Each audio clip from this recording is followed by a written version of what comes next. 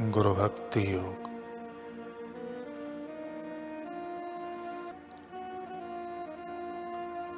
किसी प्रकार के ज्ञान की प्राप्ति विशेषतः आत्मा विषयक मूल्यवान ज्ञान की प्राप्ति गुरु से ही हो सकती है। गुरु की परोपकारी कृपा शिष्य के लिए सर्वस्व है। आत्मज्ञान के द्वार खोलने वाली गुरु की कृपा ही है। आत्मसमर्पण का अर्थ है अपने आप को संपूर्णतः गुरु के शरण में छोड़ देना।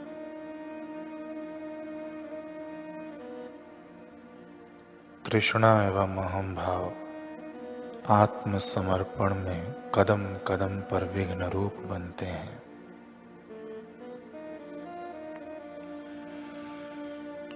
भगवान श्री कृष्ण ने अपने गुरु सांदीपनि के चरणों का सेवन किया था। उन्होंने अपने गुरु की सेवा की थी। वे अपने गुरु के लिए लकड़ियां लाते थे। भगवान श्री राम के गुरु वशिष्ठ जी थे, जिन्होंने उनको उपदेश दिया। देवों के गुरु बृहस्पति हैं। दैवी आत्माओं में सबसे महान सनत कुमार दक्षिणामूर्ति के चरणों में बैठे थे।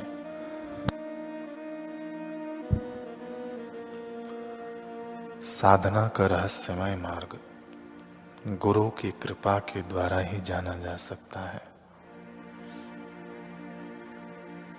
अगर आप सच्चे हृदय से आतुरता पूर्वक प्रार्थना करेंगे तो ईश्वर गुरु के स्वरूप में आपके पास आएंगे।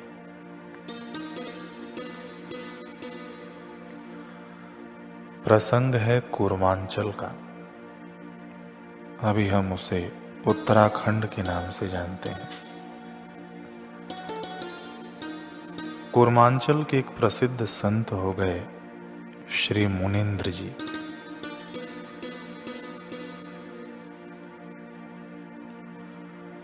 जो हैडिया खानी बाबा के नाम से भी जाने जाते थे।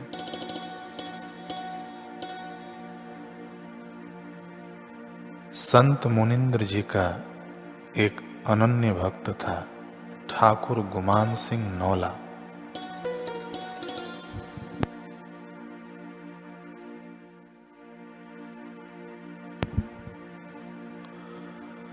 जिसे लोग भक्त गुमानी के नाम से पुकारते थे।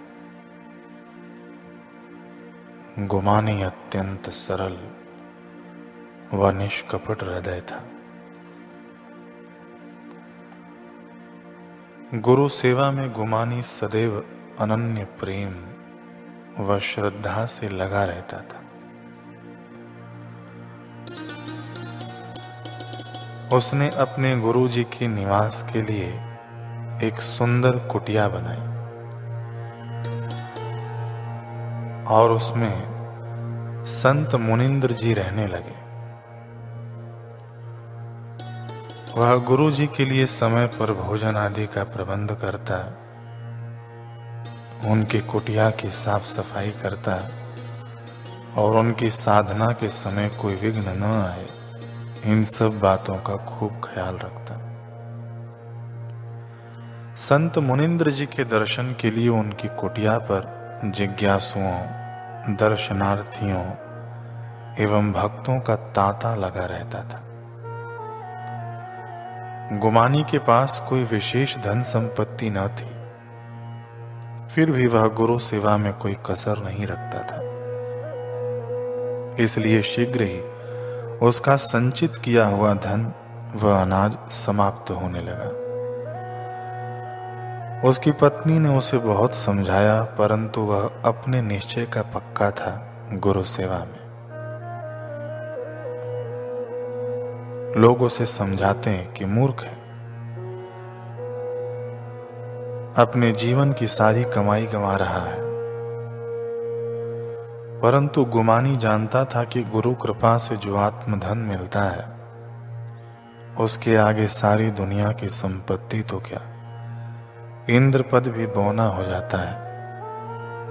गुमानी के लिए गुरु सेवा ही सर्वस्व थी। बहुत समझाने पर भी गुमानी न माना। गुमानी की पत्नी नाराज होकर अपने पिता के यहाँ चली गई। उसकी समस्त खेती बर्बाद हो गई और घर में एकमात्र अनाज भी समाप्त हो गया।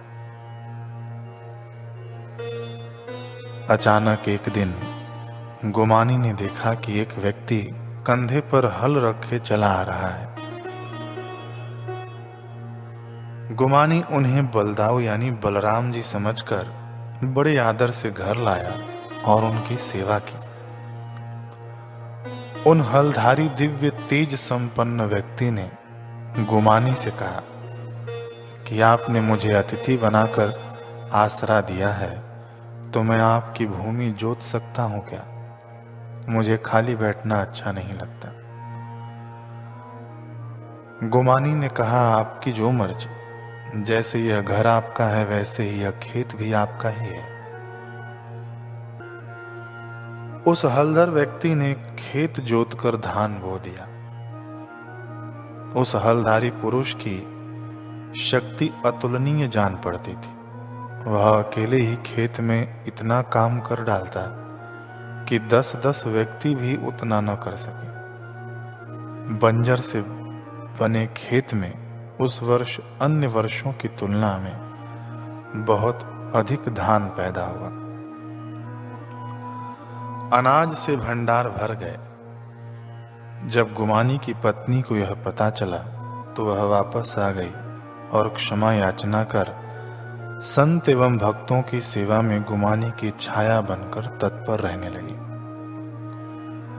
अब वे ओज तेज संपन्न हलधर अतिथि यह कहकर विदा होने लगे कि फिर कभी ऐसी विषम परिस्थिति उत्पन्न हो तो आप मेरा स्मरण कीजिएगा, आपका अतिथि बनने आ जाऊंगा।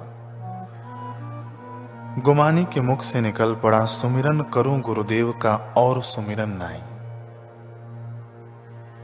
सुत वित्त दारा संपदा, चाहे सकल बही जाए। मैं केवल गुरुदेव का ही सुमिरन करूंगा और किसी का सुमिरन नहीं करूंगा। आपको आना हो तो आ जाइएगा। सुत वित्त दारा संपदा, चाहे सकल बही जाए। हलधर बोले कि धन्य है आपकी गुरु भक्ति, और इतना कहकर वे विदा हो गए। सदगुरु की कृपा से गुमानी राजयोग, हठ योग, भक्ति योग एवं ज्ञान योग में निपुण हो गए और उन्हें स्वतः समाधि सिद्ध हो गई।